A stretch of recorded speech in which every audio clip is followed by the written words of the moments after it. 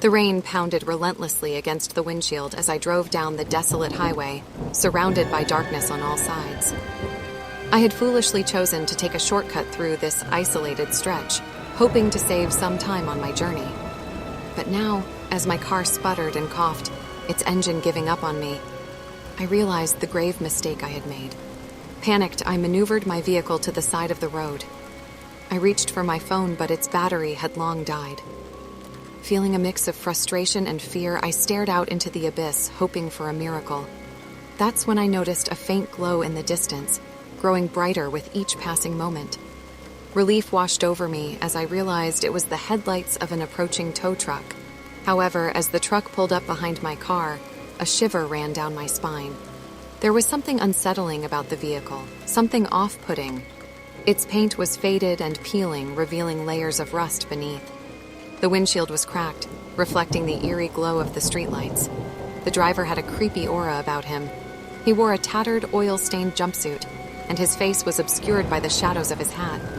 Every instinct in me screamed to stay inside the safety of my vehicle, but desperation pushed me to roll down my window and engage with the stranger.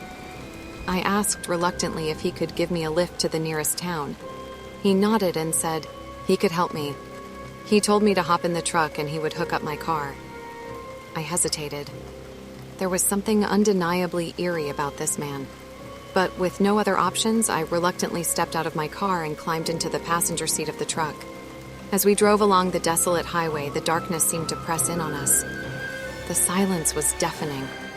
After what felt like an eternity, the tow truck finally came to a halt in front of a dilapidated gas station. My heart raced, unsure of what awaited me in this desolate place.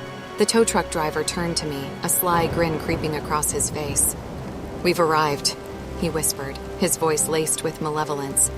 A surge of panic coursed through my veins as I realized I had made a grave mistake. I scrambled for the door, desperate to escape the clutches of this sinister stranger.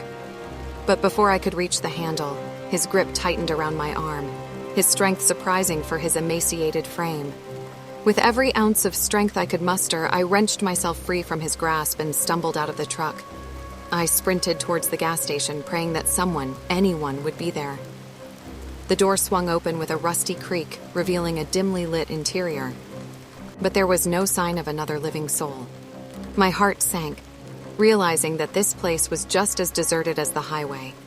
The sinister tow truck driver loomed outside, his presence a haunting reminder of the terrors that awaited me. I cautiously ventured deeper into the gas station, my footsteps echoing through the empty aisles.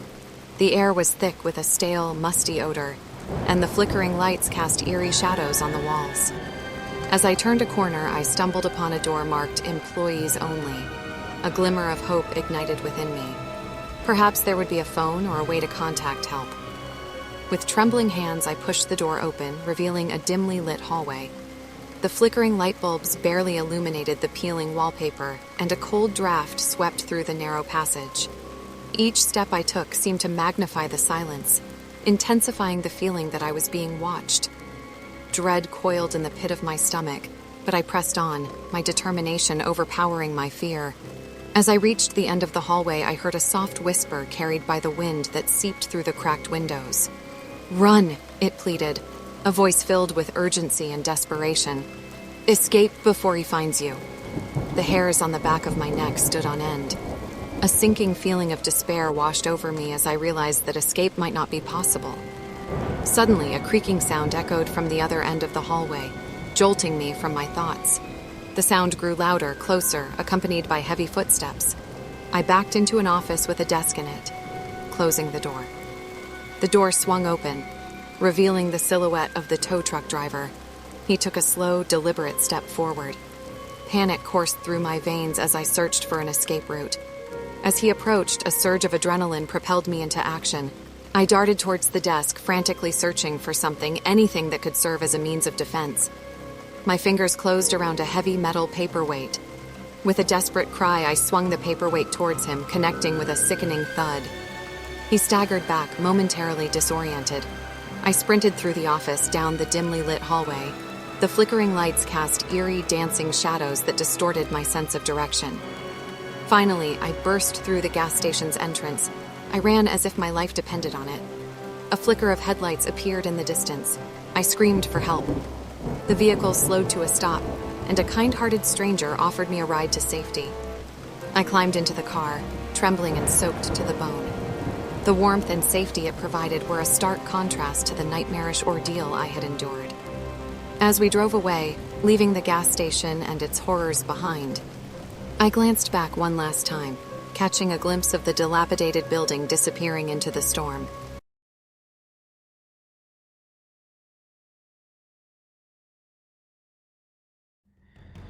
The sun began to set as my friends and I embarked on our much-anticipated road trip. We were just excited that Dylan's mom let us use her car. I could have taken my car, but it's too small for all of us and the gear. We were going to the mountains, one last chance to hang out with the guys before we were all off to college. We cruised down the open highway, laughing and singing along to our favorite tunes. As darkness settled, things kinda changed rather quickly. The car shuddered and sputtered to a halt, leaving us stranded in the middle of nowhere. Dylan said his mom never had a problem with her car. Panic surged through us as we realized the gravity of our situation. We were far from any signs of civilization, surrounded by dense forests on either side. An eerie silence descended upon us, intensifying the fear that gripped our hearts. We attempted to restart the car, but the engine responded with a deafening silence. With no other choice, we ventured out into the night, armed with only our phones and a flickering flashlight. Walking along the highway, our footsteps echoed in the stillness. Anxiety gnawed at our minds, but hope flickered when a faint signal appeared on one of our phones. We followed its guidance, desperately hoping to find help or any signs of life. The signal led us off the road and into the depths of the surrounding woods. The forest loomed ominously, its branches waving pretty hard in the wind. Dylan and Scott tried to act brave, but I could tell they were just as nervous as I was. We had no idea at the time that we were being watched. Shadows danced and played tricks on our minds, heightening our paranoia. We stumbled upon a small, dilapidated cabin hidden among the trees. We were glad to see it because we had been walking for quite a while with nothing but trees in sight. We approached the door. Inside, a flickering candle offered a dim glow, casting eerie shadows on the walls. The cabin seemed ancient, holding dark secrets within its weathered walls. There appeared to be no one anywhere near this place. My question was, who lit the candle? And how long has it been burning? As we searched for signs of life or a means of communication, we discovered a journal on a dusty wooden shelf. Its pages unveiled a tale of tragedy and loss. A previous traveler who had suffered the same fate. The journal spoke of a ghostly presence haunting the highway, luring unsuspecting victims into its clutches. Determined to escape the same fate, we formulated a plan. Armed with the knowledge from the journal, we realized we needed to confront the entity haunting the highway. Gathering our courage, we ventured back onto the desolate road, prepared to face whatever lay ahead. In the dead of night, we stood in the middle of the highway, a sense of dread hanging heavy in the air. A cold gust of wind swept through the darkness, signaling the arrival of the entity. It materialized before us, a chilling figure with glowing eyes, emanating an otherworldly presence. With every ounce of strength and determination, we fought back against the malevolent force. Our unity and resilience proved to be our greatest weapon. As dawn broke on the horizon, the entity dissipated into the morning mist, defeated by our unwavering resolve. Months later, my friends and I still carried the scars of that harrowing night. Our road trip had taken an unexpected turn into a nightmare, but our bond had grown stronger as a result. We made it our mission to spread awareness of the dangers lurking on that desolate highway, ensuring that no one else would fall victim to its horrors.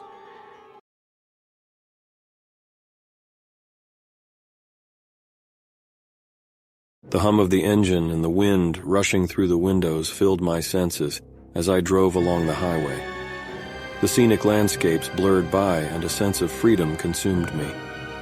Little did I know that my journey was about to take an unexpected turn. A momentary distraction caused me to lose control of the car. Panic gripped my heart as I fought with the steering wheel, but it was too late. The vehicle veered off the highway, crashing through the guardrail and plunged into a deep ravine below. Everything went dark. Slowly, I regained consciousness. My body ached, and the acrid smell of gasoline filled the air. My vision blurred. but I could make out the wreckage surrounding me. Realizing the gravity of the situation, I took a deep breath and assessed my injuries. Miraculously, I seemed to have escaped major harm. As I crawled out of the wreckage, a wave of fear washed over me. The ravine stretched out before me, a steep and treacherous drop. The walls were rugged, covered in dense vegetation. I knew I had to find a way out, to climb to safety. With a surge of determination, I set off, inching my way down the rocky terrain. The descent proved to be arduous, with loose rocks and slippery surfaces impeding my progress. The scorching sun beat down relentlessly, intensifying my thirst. I pushed through the physical strain, focusing on every foothold and handhold to prevent myself from slipping further into despair. Exhaustion and doubt crept into my mind. Thoughts of being trapped in the ravine forever haunted me. Doubts about my ability to survive grew stronger with each passing moment. But I knew I couldn't give up. I had to keep going, no matter how impossible the climb seemed. Driven by an unyielding will to survive, I continued my ascent. My muscles screamed in protest, but I pressed on, envisioning the taste of fresh air and the embrace of loved ones waiting for me at the top. The thought of their faces filled me with renewed determination. After what felt like an eternity, I finally caught a glimpse of light. The top of the ravine was within reach. Energized by hope, I summoned every ounce of strength left within me and clawed my way up the final stretch. Gasping for air, covered in dirt and sweat, I emerged from the ravine triumphant. Standing at the edge of the ravine, I looked back at the treacherous path I had traversed. The view was breathtaking, the magnitude of what I had overcome sinking in. Life, once taken for granted, now felt precious. The ordeal had reshaped my perspective, making me appreciate every moment and the resilience of the human spirit. As I made my way back to civilization, gratitude welled up within me. The experience had left an indelible mark on my soul, teaching me the value of resilience, determination, and the will to survive. I vowed to live my life to the fullest, embracing the journey and cherishing every step along the way. The memory of the ravine remained etched in my mind, a reminder of the strength I discovered within myself. It became a symbol of the obstacles we encounter in life and the courage needed to overcome them. From that day forward, I embarked on a new chapter, forever changed by my experience of descending into the abyss and ascending to new heights.